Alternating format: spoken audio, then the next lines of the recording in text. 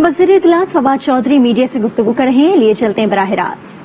बात को ऊपर ले जाने के लिए, दुनिया को सुनाने के लिए अफगानिस्तान में जो कुछ हुआ है और पाकिस्तान जो किरदार वहां पे अदा कर रहा है वो आपके सामने। हम चूंकि जेल में हम सारे लोग बैठे हैं, हमें और आपको तो अच्छी तरह पता है कि इस जंग का, ये जो जंग अफगानिस्तान में लड़ी गई उसके हमारे लिए क्या नतीजे थे। हमारा कोई कब्रिस्तान खाली नहीं है जहां पे हमें शहीद दफनाना नहीं पड़ा, जो कि इस जंग में बॉर्डर के ऊपर टेररिज्म में जिसकी कुर्बानी दी हो। आज भी अभी सिर्फ चंद दिन पहले आपको पता है कि पिंडी सैदपुर का नौजवान 17 गोलियां उसने अपने सीने पे खाई।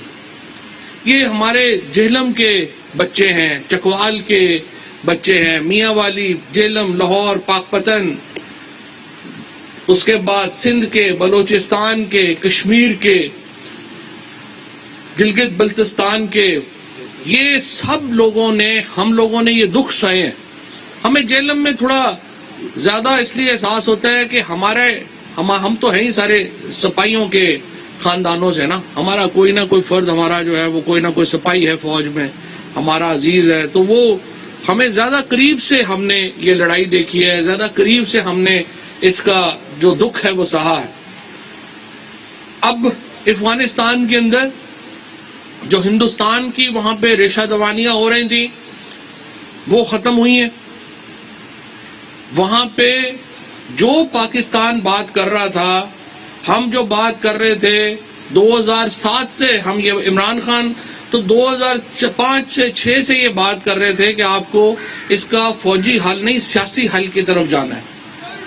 2007 में हमने, पाकिस्तान ने दुनिया को कहा कि देखें अब आप वहां पे आपने एक तालिबान की हुकूमत और अलकायदा के खिलाफ आपने कार्रवाई किया, बातचीत का वक्त है।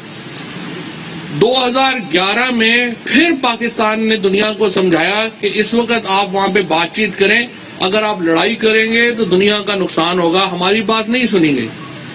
अभी भी जो 2018 में जब इमरान खान आए, फौरन बाद वजीर आजम साहब ने जो प्रेसिडेंट ट्रंप से जब उनकी मुलाकात हुई, उसमें फिर उन्होंने यही बात कही कि आप वहां पे बातचीत से मसले का हल निकालें। हमारी बात अमेरिका ने उस वक्त भी थोड़ी डिले की, ताखीर की समझने में, और उसके बाद ये पाकिस्तान था जिसने अफगानिस्तान के अंदर जो अमेरिका और दीगर ममालिक थे दुनिया के, उनकी बातचीत शुरू करवाई तालिबान से। आज अगर अफगानिस्तान से फौजों की वापसी हुई है और वहां पर एक कतरा खून का नहीं बहा, तो तमाम जो क्रेडिट है वो पाकिस्तान का, पाकिस्तान की सिविल लीडरशिप का और फौजी लीडरशिप का है, अल्हम्दुलिल्लाह। वरना कभी मुल्कों में आपने ऐसे भी देखा है कि तब्दीली आई हो और एक कतरा खून का ना बहाओ। हम लोग खुद डर रहे थे पहले कि यहाँ पे एक बहुत बड़ा यहाँ पे आ जाएगा, मुहाजिरीन का सैलाब आ जाएगा। हमारी अपनी, आपको पता है मईशत का हाल क्या है, हमारे अपने यहाँ मसाइल हैं। हमारे जो नवाज शरीफ और जरदारी साहब की जो हुकूमतों ने जो 10 साल पाकिस्तान के साथ खिलवाड़ किया, उसके नतीजे में पाकिस्तान में एक मईशत हमारी कमजोर है, और अगर इतने मुहाजिरीन और आ जाते तो हमारे लिए मसाइल और बढ़ जाने थे। लिहाजा उसको हम रोकने में कामयाब हुए हैं। अफगानिस्तान के अंदर जो तब्दीली आई है वो एक पुरअमन तब्दीली आई है, और ये हमारे लिए एक बड़ी काबिल इत्मीनान बात है। अब हम इससे आगे बढ़ना चाहते हैं। देखिए, पाकिस्तान के अंदर हमारी जो तमाम तर तवज्जो है वो सिक्योरिटी के ऊपर होनी चाहिए और मईशत के ऊपर होनी चाहिए। और कल जो वजीर आजम इमरान खान ने अब जो नया एजेंडा जिसके ऊपर पाकिस्तान आगे बढ़ रहा है वो है कि हम उन ग्रुपों के साथ जो पाकिस्तानी लेकिन वो बहक गए, वो हालात की रेशा दवानियों की नजर हो गए, चाहे वो बलूचिस्तान हो, चाहे वो फाटा हो, चाहे सवात हो, वहां पे बहुत सारे जो लोग हैं, बहुत सारे जो ग्रुप्स हैं, वो पाकिस्तान से अपने रास्ते अलहदा करके दूसरी तरफ चले गए। اب افغانستان میں جو کامیابیاں ہوئی ہیں، جس طریقے سے ہندوستان کا وہاں پہ صفایا ہوا ہے، اس کے بعد ضروری ہے کہ ہم ان لوگوں کو جو پاکستان سے اپنے راستے جدا کر گئے تھے اور وہ واپس اس راستے پہ آنا چاہتے ہیں، ہم ان کو واپس لے کے آئیں تاکہ ہمارے ہاں امن اپنی جڑ پکڑ سکے۔ دیکھیے، امن ہوگا تو ساری چیزیں ہوں گی، آپ کی معیشت صرف اوپر جائے گی تب امن ہوگا۔ یہ تو نہیں ہے کہ سرحدوں کے اوپر روز ہمارے جوان جو ہیں وہ شہادتیں دے رہے ہیں۔ ابھی ہمیں پاکستان کے اندر جو امن ملتا ہے وہ اس لیے مل رہا ہے کہ ہمارے جو جوان ہیں وہ سینوں پہ وہاں پہ گولیاں کھا رہے ہیں، ان کی شہادتیں ہو رہی ہیں۔ اور یہ جو لڑائی ہے، اس کو پوری جو دنیا ہوتی ہے، لڑائی کا آخر میں اختتام تو کہیں نہ کہیں آپ نے کرنا ہوتا ہے، آپ نے کئی بات چیت کے ساتھ ہی اختتام کرنا ہوتا ہے۔ تو ابھی وزیر اعظم صاحب نے جو ایجنڈا پیش کیا ہے، وزیر اعظم نے جو پاکستان کا اگلا لائحہ عمل پیش کیا ہے، وہ یہ ہے کہ اب ہم ان گروپوں کو، ان میں سے جو گروپ پاکستان کے آئین کو اور قانون کو تسلیم کریں گے، پاکستان کے ساتھ وفاداری کا عہد کریں گے، ان کے ساتھ ہم بات چیت بھی کریں گے اور ان کو دھارے میں، قومی دھارے میں واپس لانے کے لیے ہم ان کی مدد بھی کریں گے۔ اور انشاءاللہ اس سے پاکستان کے اندر ایک پائیدار امن کی بنیاد قائم ہوگی، اور یہ ہے وزیر اعظم عمران خان کا ویژن، اور یہ ہے وزیر اعظم عمران خان کی سیاست، جس کے لیے آج پاکستان اس سیاست کا، اس دانش مندی کا ایکسپیکٹ کر رہا تھا کہ ان کا لیڈر یہ عقل مندی اور یہ جس قسم کی سیاست ہے وہ کرے گا۔ آج بلوچستان کے اندر 3000 سے زیادہ لوگ واپس قومی دھارے میں شامل ہو چکے ہیں۔ ہم بچوں کے ساتھ یہ جو لڑائیاں ہوئی ہماری، جس میں ہم نے، پاکستان نے تو ایک آگ اور خون کا دریا عبور کیا یہاں آتے ہوئے، ہم نے تو اتنی شہادتیں دی ہیں۔ اب وہ بچے جو 2000 میں پیدا ہوئے، اب وہ 21 سال کے ہو گئے ہیں۔ جو 1999 میں، 2000 میں جو بچے اس وقت 2-3 سال کے بچے تھے، وہ اب 24-25 سال کے جوان بن گئے۔ تو کیا ہم اپنی لڑائی اب اگلی نسل میں بھی لے جائیں؟ اس سے اگلی نسل بھی ہماری لڑتی رہے۔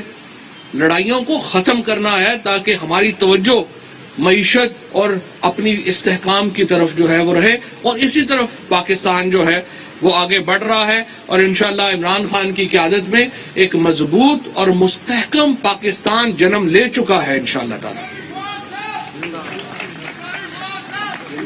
یہاں پہ میں آپ کو یہ بھی بتاتا چلوں، دیکھیے ہمارا اس وقت سیاست میں، باقی تو سارے ابھی نونہال ہیں، دودھ پیتے بچے ہیں۔ بلاول کو یا مریم کو، ان کو تو پتہ بھی نہیں ہے کہ اس وقت جو پیچیدگیاں ہیں اس ریجن میں، ان کو حل کیسے کرنا ہے، ان کی بات چیت کیا کرنی ہے۔ مجھے بتائیے کہ کیا ہم پاکستان کی لیڈرشپ ان بچوں کے حوالے کر دیں؟ نون لیگ میں اور پیپلز پارٹی میں جو بڑے لیڈر کھڑے ہیں، میں ان سے بھی یہ بات کہتا ہوں کہ خدا کا خوف کریں۔ یہ کوئی ہم بادشاہتوں کے زمانے میں تو نہیں ہے کہ میں اس لیے چیئرمینی کروں گا کہ مجھے وصیت میں مل گیا، دوسری کہہ رہی ہے کہ میں اس لیے چیئرمینی کروں گی کہ ابو نے مجھے فون پہ کہا تھا کہ آج سے تم لیڈر ہو۔ اس طرح تو نہیں سیاسی جماعتوں کے اندر۔ نون لیگ اور پیپلز پارٹی باہر کہتی ہیں کہ ہم جمہوریت کی لڑائی لڑ رہے ہیں، اور پارٹیوں کے اندر آمریت کا تسلط ہے، پارٹیوں کے اندر آمریت قائم ہوئی ہے۔ نہ ان کی جو لیڈرشپ ہے اس کے ارد گرد لوگ دیکھیں، کسی کی کوالیفیکیشن یہ ہے کہ یہ فیڈر میں دودھ بنا کے پلاتا تھا، کسی کی کوالیفیکیشن یہ ہے کہ یہ جھولا دیتا تھا، اور وہ اب سارے جو کراؤڈ ہے وہ کہتا ہے کہ ہم ماشاءاللہ پاکستان کو ہم بتائیں گے کہ پاکستان کے فیصلے کیسے کرنے ہیں۔ اس طرح سے غیر سنجیدہ قسم کی جو لیڈرشپ ہے اس سے ہمارا کوئی مقابلہ نہیں ہے. پاکستان میں پی ٹی آئی ایک واحد قومی جماعت ہے. کراچی سے لے کے خیبر تک اور گلگت بلتستان سے لے کے کوئٹہ تک ایک ہی جماعت ہے جس کو لوگ ایک نیشنل پارٹی کی حیثیت سے ووٹ کرتے ہیں. کراچی جیسا شہر جو محترمہ فاطمہ جناح کے ووٹ کے بعد کبھی قومی دھارے میں نہیں آیا تھا. کراچی جیسا شہر جہاں پہ ہمیشہ ووٹ ایتھنکسٹی کے اوپر پڑتا تھا, زبان کے اوپر ووٹ پڑتا تھا. عمران خان نے کراچی جیسے شہر کو پاکستان کے دھارے میں شامل کیا اور آج کراچی پاکستان کو لیڈ کر رہا ہے. یہ ایک لیڈر کا کرزما ہوتا ہے اور یہ ایک لیڈرشپ کی بات ہوتی ہے. سو اس وقت مسائل بھی ہیں. ہمارے جیسے علاقوں میں جو مہنگائی کا مسئلہ ہے وہ اس طرح سے نہیں چبھتا جس طرح سے شہروں میں چبھتا ہے. ساڈی تے کڑک بھی اپنی ہیں, دالاں بھی اپنی ہیں, چھولے بھی اپنے ہیں. لیکن یہ بات صحیح ہے کہ جو اس وقت ہماری سیلریڈ کلاس ہے شہروں میں ان کو مسائل ہیں اور جو جس طرح سے قیمتوں میں اضافہ ہوا ہے وہ ان کو چبھا ہے. جو رورل ہمارا ایریاز ہیں, جو ہمارے رورل ایریاز ہیں جہاں پہ الحمدللہ فصلیں اچھی ہوئی ہیں, زمینوں کے ٹھیکے بڑے ہیں, لیکن شہروں کی سیلریڈ کلاس جو ہے اس کا اپنے مسائل ہیں. اس کے لیے بھی انشاءاللہ تعالی ہم کارروائی کر رہے ہیں, اس کے لیے ہم انشاءاللہ اقدامات جو ہیں وہ لے کے آ رہے ہیں. لیکن آپ یقین کیجئے گا کہ پاکستان کو, سیاست کو ایک تسلسل کی ضرورت ہے.